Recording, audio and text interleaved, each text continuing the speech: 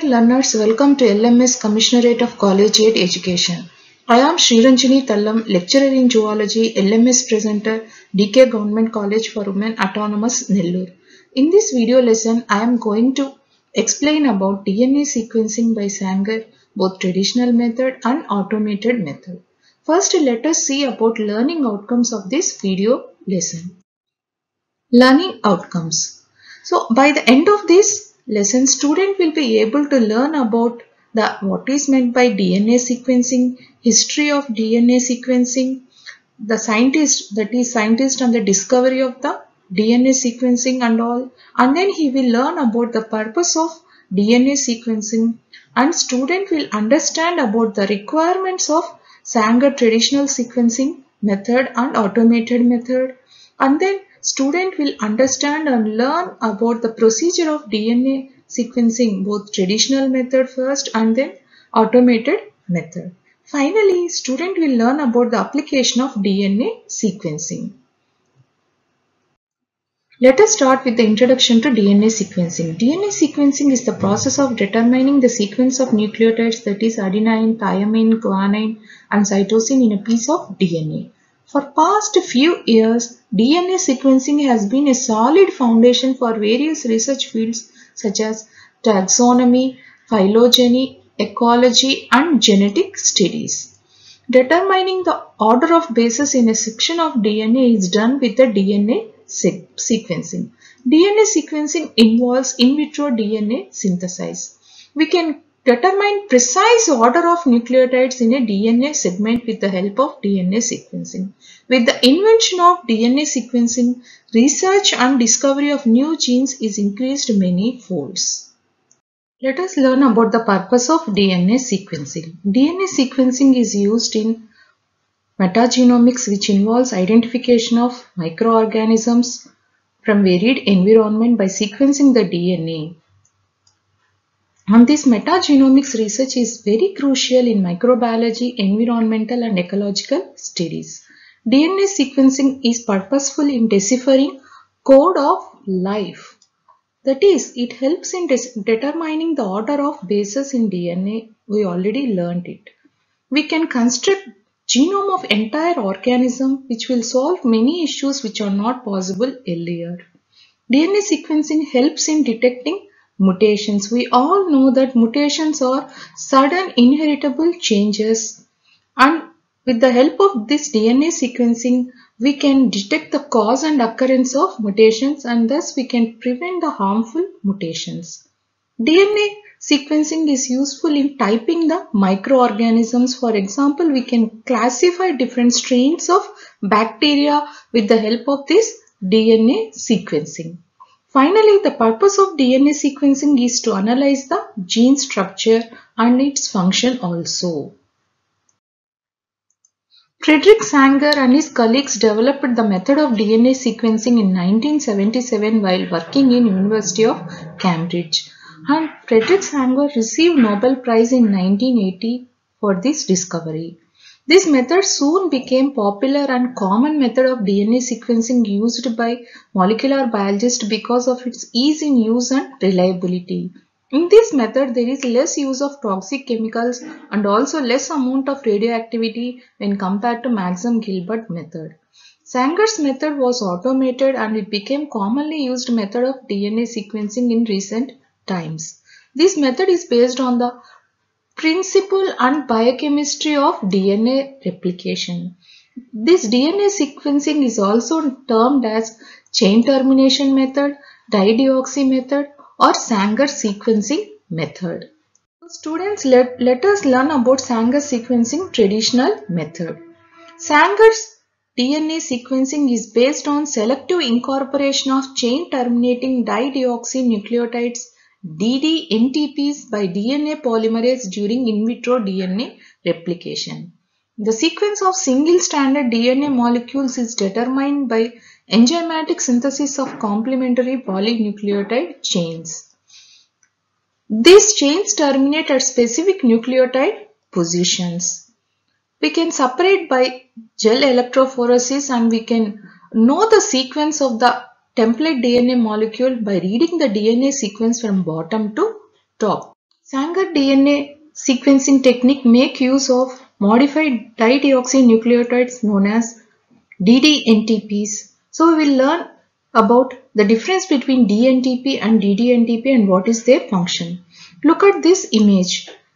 This is the basic chemical structure of deoxynucleotide, that is DNTP.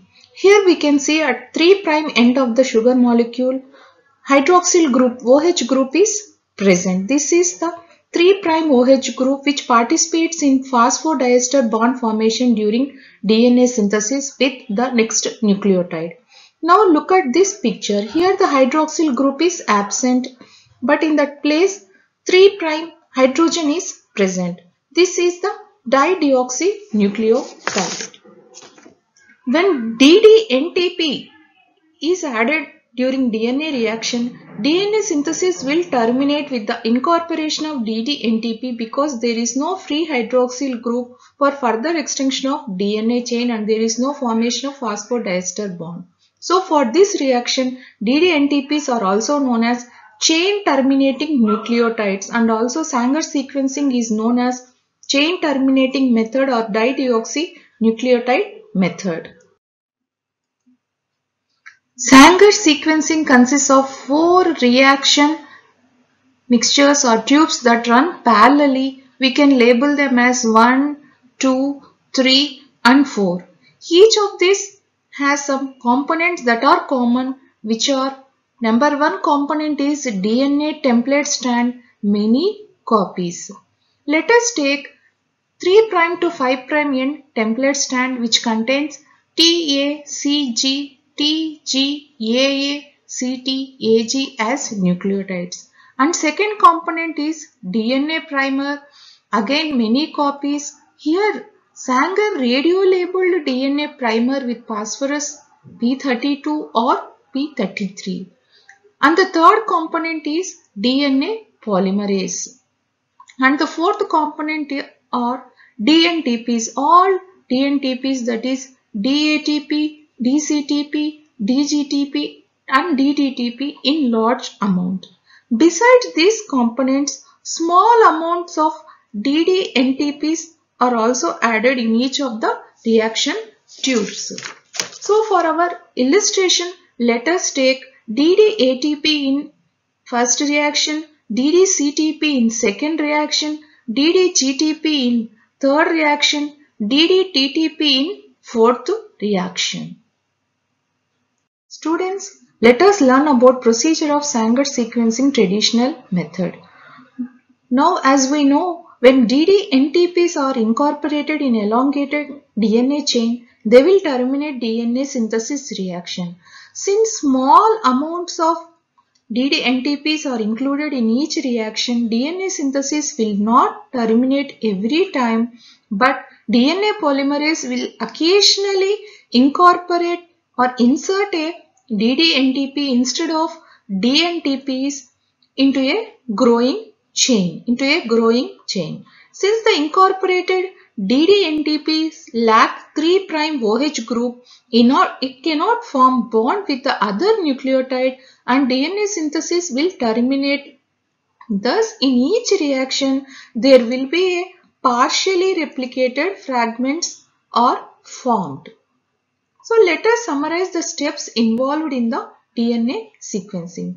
A primer is annealed to a single stranded section of DNA. DNA primer mixture is put into 4 separate tubes with DNA polymerase and a solution of DDNTPs at a concentration of 100 times lower than DNTP concentration. DNA polymerase uses DNTPs to extend the DNA.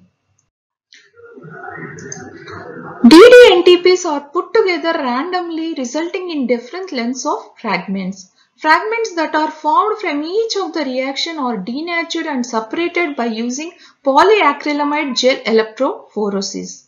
The gel is used to visualize the DNA fragments. The fragments are to be read from bottom to top, and this represents the complementary sequence of original strand of DNA. So these are the basic main steps involved in Sanger sequencing traditional method. Students, In this picture, we can all observe Sanger sequencing reaction occurring in each reaction component or the tube. Here, a primer is annealed to the template and DNTP's DNA polymerase is added and DNA polymerase extends the DNA. But occasionally, when DDNTPs are present in the place of DNTPs, this DNA polymerase will terminate the chain synthesis. Let us understand for the first reaction where DD-ATP is added. This is the DNA template strand and this is the DNA primer. DD-ATP is present in lower amount. DD-ATP will be incorporated occasionally wherever normal DATP is to be incorporated complementary to thiamine residues. And each time DD-ATP is incorporated, DNA synthesis is terminated. So as we can see, there are 3 thiamine residues in this DNA template strand. Complementary to each thiamine residue, DD-ATP can be incorporated in the new strand. At the end of the reaction, there will be 3 partially replicated fragments in the first reaction tube. In the second reaction tube where DD-CTP is added, there will be 3 partially replicated fragments formed complementary to 3 guanine residues. So here we can see 3 partially replicated segments are formed. In the third reaction tube where DD-GTP is added, there will be 2 partially replicated segments. In the fourth reaction tube where DD-TTTP is added, there will be 4 partially replicated segments. As we can see, these are the 4 partially replicated segments in the fourth reaction tube where DD-TTP is added. Upon completion of 4 parallel reactions, partially replicated DNA fragments occur for every nucleotide in the template. That means each reaction mixture has set of DNA fragments that has same starting points but different endpoints. In the next step, the reaction mixtures are subjected to polyacrylamide gel electrophoresis, that is PAGE. Contents of reaction mixtures are loaded into separate lines of the DNA electrophoresis gel. PAGE, that is polyacrylamide gel, separates the partial fragments of each reaction tube based on their size. Small fragments migrate faster and to a maximum distance, and whereas large fragments migrate to a minimum distance. In this picture, in this gel, we can see small fragments are migrated faster and they are located at the bottom of the gel, whereas the larger fragments remain at the top because of their maximum size. Next step is the determination of sequence of DNA segment by autoradiography. Since Sanger radio-labeled primers in each reaction mixture, autoradiograph of gel is obtained, which is shown below in this picture. Here in this picture we can see the small fragments are located at the bottom of the gel and larger fragments are located at the top of the gel, and we have to read the DNA sequence from the bottom to top in this direction. Let us understand about autoradiograph. Autoradiograph is the photograph of gel produced by the radiation from radioactive material present in the partial DNA fragments in the gel. This is the autoradiograph of the gel. We will label each lane according to the DNTP with which partial DNA fragment should end. Now let's understand interpretation of DNA sequence as bands are arranged according to their size. Small fragments are found at the bottom of the autoradiograph and large fragments are seen at the top of the autoradiograph. So we will read the sequence from the bottom to top according to their increasing size. Shortest fragment is in the A line at the bottom. Shortest fragment is in the A line and the second shortest in the T line and then in G line, and then in C line, and so on. So thus the sequence which we read is A, T, G, C, A, C, T, T, G, A, T and C. From bottom to top from the 5 prime to 3 prime end. The sequence we read is the sequence of newly synthesized DNA strand. So what will be the sequence of template strands, students? It will be a complementary to the DNA which is read from the autoradiograph. So this is from 5 prime end and this is to the 3 prime end, and the sequence is G, A, T, C, A, G, T, G, C, A, T. Thus, we successfully sequenced the given DNA strand, that is nothing but original template DNA strand. So, students, let us learn about Sanger's automated method of DNA sequencing. In automated method of Sanger sequencing, all ddNTPs are mixed in a single reaction. Earlier in the traditional method, we have seen that all the ddNTPs are added individually in smaller amounts in 4 different reactions. So that is the basic difference between automated sequencing and Sanger's traditional sequencing. And each of these 4 DNTPs has a unique fluorescent label in the case of automated method. But in the case of traditional method, we have seen that Sanger has a radio labeled primer with P35 or P32. So in this automated method, each of the 4 DNTPs has a unique fluorescent label. All oligonucleotides are run in a single capillary gel electrophoresis within the sequencing machine. Computer is attached to the sequencing machine which reads each band of the capillary gel. The final output is called as a chromatogram, which shows the fluorescent peak of each nucleotide along the length of the template DNA. This picture clearly shows the procedure of automated sequencing. Each of the 4 DNTPs is given fluorescent unique label. Here you can see DDTTP is given with red and DDCTP with the blue, DDATP with the green and DDGTP with the purple. And then oligonucleotides obtained are run in a single capillary gel electrophoresis within a sequencing machine. Here the computer reads each band of the capillary gel. This is the chromatogram obtained which shows the fluorescence peak of each nucleotides along the length of the template strands. Finally, we can get the sequence of the template strand with the help of this automated sequencer machine. Students, let us learn about the advantages and applications of DNA sequencing. The benefit of DNA sequencing technology is immense, and this technology can change the face of human civilization, the method of disease diagnosis, prenatal diagnosis of genetic diseases, etc. And the first and foremost advantages of DNA sequencing is related with the disease diagnosis. Accurate information about strains of pathogens can be deduced from the DNA sequence. The origin of pathogen and major mutations it has undergone can be detected from the gene sequence.